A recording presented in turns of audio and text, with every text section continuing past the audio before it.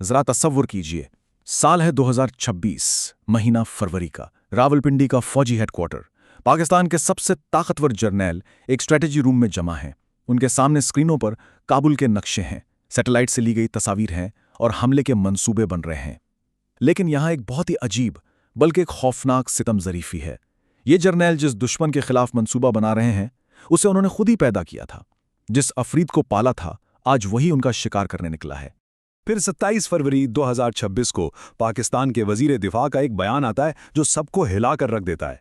वो कहते हैं, हमारा सब्र अब खत्म हो चुका है, ये अब हमारे दरमियान एक खुली जंग है। अब देखो, जब भी पाकिस्तान से खुली जंग की बात आती है तो जहन फौरन भारत की तरफ जाता है ना? लेकिन इस बार ऐसा नहीं था। ये ऐलान जंग किसी और के नहीं बल्कि अफगानिस्तान में मौजूद तालिबान हुकूमत के खिलाफ था। जी हाँ, वही तालिबान जिन्हें पाकिस्तान ने दहाइयों तक अपना सबसे बड़ा स्ट्रेटेजिक असासा समझा था, जिनको बनाने, पालने और परवान चढ़ाने में कोई कसर नहीं छोड़ी थी। तो आखिर हुआ क्या? ये सबसे बड़ा असासा सबसे खतरनाक दुश्मन कैसे बन गया? यही वो सवाल है जिसका जवाब हम आज के इस तज्जिये में ढूंढने की कोशिश करेंगे। अच्छा, तो इस पूरी गुत्थी को सुलझाने के लिए हमें वक्त में थोड़ा पीछे जाना पड़ेगा। चलते हैं 1990 के दहाई में, जब इस स्ट्रेटेजिक हथियार को बनाने की बुनियाद रखी जा रही थी। तो देखें, इस सारी पॉलिसी के पीछे एक फौजी नजरिया काम कर रहा था जिसे कहते हैं स्ट्रेटेजिक डेप्थ, यानी तस्वीराती गहराई। पाकिस्तान की इंटेलिजेंस एजेंसी ISI का मंसूबा बहुत सादा था। वो चाहते थे कि अफगानिस्तान में एक ऐसी हुकूमत हो जो मुकम्मल तौर पर उनके कंट्रोल में हो। क्यों? ताकि अगर कभी भारत से बड़ी जंग छिड़ जाए तो पाकिस्तान अपने फौजी असासे, अपने जहाज, अपना सामान, ये सब कुछ महफूज तरीके से अफगानिस्तान मुंतकिल कर सके और वहां से भारत के खिलाफ एक नया महाज खोल सके। ये था असल मंसूबा। और इसी मंसूबे को अमली जामा पहनाने के लिए 1994 में ISI ने मिला उमर नामी एक शख्स को एक पेशकश की। डील ये थी, हम तुम्हें हथियार देंगे, पैसा देंगे, ट्रेनिंग देंगे, बस तुम अफगानिस्तान पर कब्जा करो और हमारे वफादार रहो। और आप यकीन करें, सिर्फ 2 साल के अंदर 1996 तक पाकिस्तान की जबरदस्त हिमायत से तालिबान ने काबुल पर कब्जा कर लिया। सब कुछ मंसूबे के मुताबिक जा रहा था। लेकिन फिर 2001 में 9/11 हुआ, अमेरिका ने अफगानिस्तान पर हमला किया और तालिबान की हुकूमत खत्म हो गई। अब यहां से कहानी एक बहुत ही खतरनाक मोड़ लेती है। 2001 के बाद पाकिस्तान ने जो पॉलिसियां अपनाई, उन्होंने एक ऐसे बहरान को जन्म दिया जिसकी कीमत आज तक चुकाई जा रही है।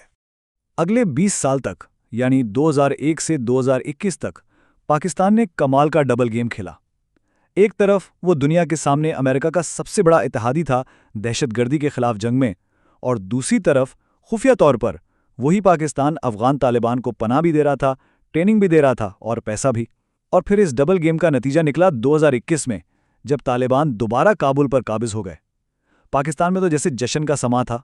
उस वक्त के वजीर आजम ने यहां तक कह दिया कि अफगानों ने गुलामी की जंजीरें तोड़ दी हैं। लेकिन इस जश्न और खुशी के शोर में एक बहुत ही भयानक हकीकत नजरअंदाज हो रही थी। जिस इंतहापसंद नजरिए को अफगानिस्तान में कामयाबी के लिए इस्तेमाल किया गया था, इसी नजरिए ने पाकिस्तान के अंदर एक नए अफरीद को जन्म दे दिया था, तहरीक तालिबान पाकिस्तान, यानी TTP।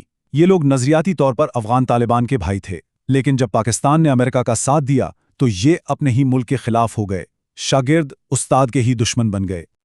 ये जो नंबर आप स्क्रीन पर देख रहे हैं, 132, ये सिर्फ एक नंबर नहीं है। ये 132 बच्चों की तादाद है। वो बच्चे जिनकी उम्रें 8 से 18 साल के बीच थीं और जिन्हें 2014 में पेशावर के आर्मी पब्लिक स्कूल में TTP के दहशतगर्दों ने एक एक करके बेदर्दी से कत्ल कर दिया था। तो जब 2021 में तालिबान वापस काबुल आए तो इस्लामाबाद में कई लोगों को लगा कि आखिरकार उनकी दहाइयों की मेहनत रंग लाई है, ये उनकी जीत है। लेकिन बहुत जल्दी ही एहसास हो गया कि ये जीत नहीं बल्कि ये एक जाल था जो उन्होंने खुद अपने लिए बुना था। पाकिस्तान का मुतालबा बहुत सीधा और साफ था।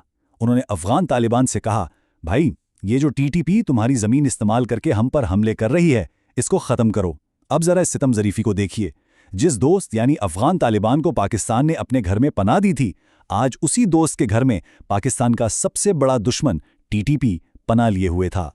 तो फिर सवाल ये उठता है कि अफगान तालिबान अपने पुराने मोहसिन, अपने बनाने वाले की बात मान क्यों नहीं रहे? इसकी वजह यह है कि अफगान तालिबान एक बहुत ही मुश्किल बल्कि एक नामुमकिन सूरत-ए-हाल में फंसे हुए हैं। उनके पास दो ही रास्ते हैं और दोनों ही तबाही की तरफ जाते हैं। अगर वो टीटीपी के खिलाफ सख्त कार्रवाई करते हैं तो हज़ारों टीटीपी जंगजू भागकर उनके सबसे बड़े दुश्मन दाइश खुलासान में शामिल हो जाएंगे, जो तालिबान की अपनी हुकूमत के लिए खतरा बन जाएगा। और अगर वो टीटीपी को पनाह देते रहते हैं तो नतीजा पाकिस्तान के साथ एक खुली और तबाहकुन जंग है, यानी आगे कुआं पीछे खाई। और इस पूरे खेल में इस नाकाबिले हल मसले की सबसे भारी कीमत कौन चुका रहा है? आम लोग, आम शहरी, अपनी जानों से। और इसके असरात सिर्फ 2 मुल्कों तक महदूद नहीं बल्कि पूरे खित्ते पर पड़ रहे हैं। जरा इन अदाद शुमार पर एक नजर डालें। फरवरी और मार्च 2026 के सिर्फ 15 दिनों का ये एक छोटा सा स्नैपशॉट है। 76 आम शहरी मारे गए, 213 जख्मी हुए और 1 लाख से ज्यादा लोग बेघर हो गए। ये सिर्फ नंबर्स नहीं हैं, ये बिखरते हुए खानदानों और तबाह होती जिंदगियों की कहानियां हैं।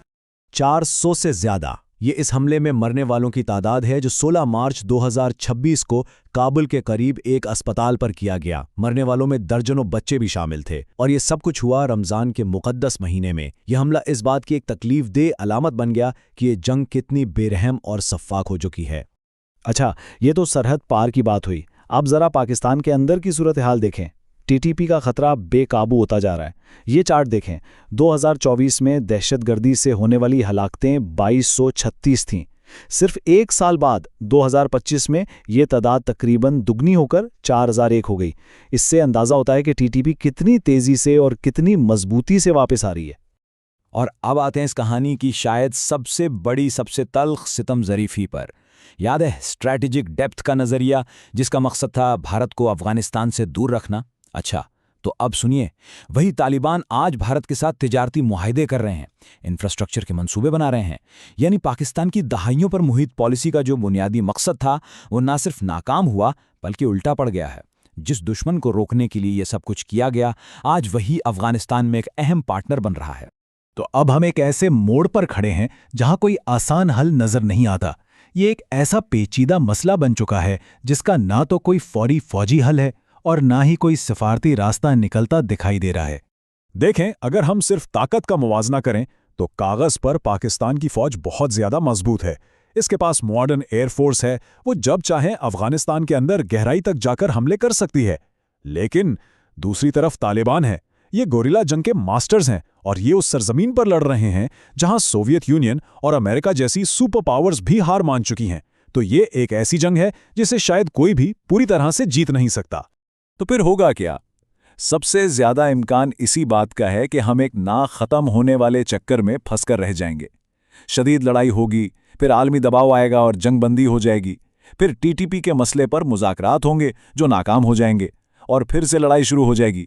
ये एक ऐसा चक्कर है जो तब तक चलता रहेगा जब तक इस मसले की जड़ यानी टीटीपी का कोई मुस्तकिल हल नहीं निकलता। तो आखिर में बात वहीं आ जाती है जहां से शुरू हुई थी। ये एक ऐसी आग है जो पाकिस्तान ने खुद लगाई थी और आज इसे बुझाने की कोशिश में पूरा खित्ता इसकी लपेट में आ रहा है। तो सबसे बड़ा और हतमी सवाल यही है, क्या पाकिस्तान अपनी ही भड़काई हुई इस आग को बुझा पाएगा? और शायद इससे भी अहम सवाल ये है कि इस कोशिश में मज़ीद कितनी मासूम जानों का नुकसान होगा।